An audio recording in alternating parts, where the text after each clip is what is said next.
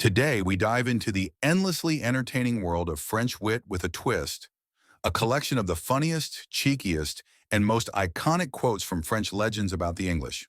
From Voltaire to Napoleon, you'll hear quips that poke, tease, and charm. So pour yourself a cup of tea, yes, tea, and get ready to laugh your beret off. Let's begin.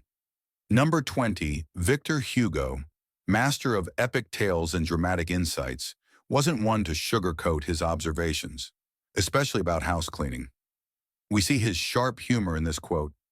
The English have only one idea, to look good. They whitewash their front steps, whitewash their cottage fronts, wash their windows, put embroidered curtains on their windows, and have dirty sheets. Number 19, Georges Clemenceau, the tiger of French politics, loved his jabs as much as his victories. His take on England's roots says it all. What is England? A French colony gone bad. Number 18.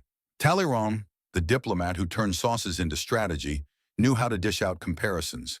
Literally, England has two sauces and 300 religions.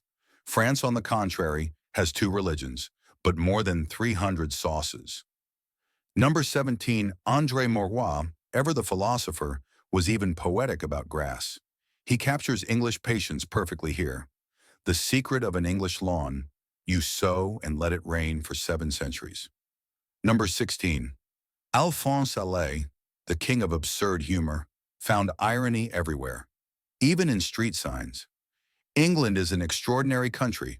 While in France, we name our streets after victories. Wagram, Austerlitz. Over there, we name them after defeats. Trafalgar Square, Waterloo Place. Number 15. Pierre-Jean Vaillard had a nose for culinary criticism. Nothing gets past him, or his taste buds. I now know why the English prefer tea. I've just tasted their coffee. Number 14.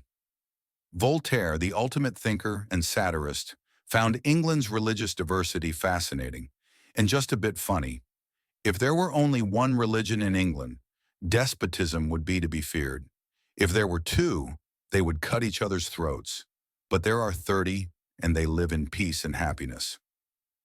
Number 13, Sébastien Roch. Nicolas de Chamfort could always pierce through absurdities with wit. His commentary on English royalty is timeless. The English are the only people who have found a way to limit the power of a man whose face is on a shield.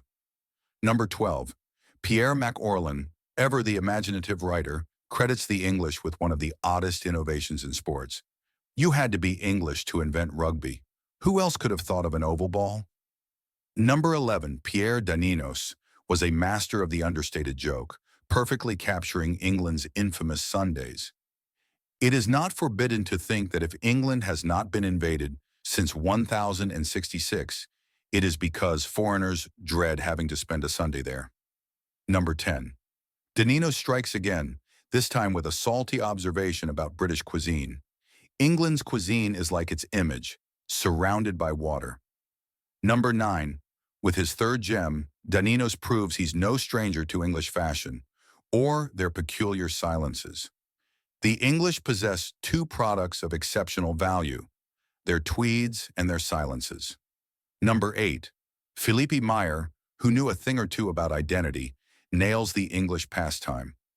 One sometimes gets the impression that the English's main occupation is to play at being English. Number 7. Jules Verne, the father of science fiction, admired English determination, even in trivial matters. An Englishman never jokes when it comes to something as important as a bet. Number 6. Frederick Dard, known for his sharp humor, reminds us why the English are the masters of cool-headedness. What saves the English is the phlegm with which they know how to apprehend any situation. Number 5. Robert de Roquebrune had deep respect for English resilience, but his twist at the end is priceless. The English are a people of almost superhuman tenacity. They never admit defeat, and they always end up not being.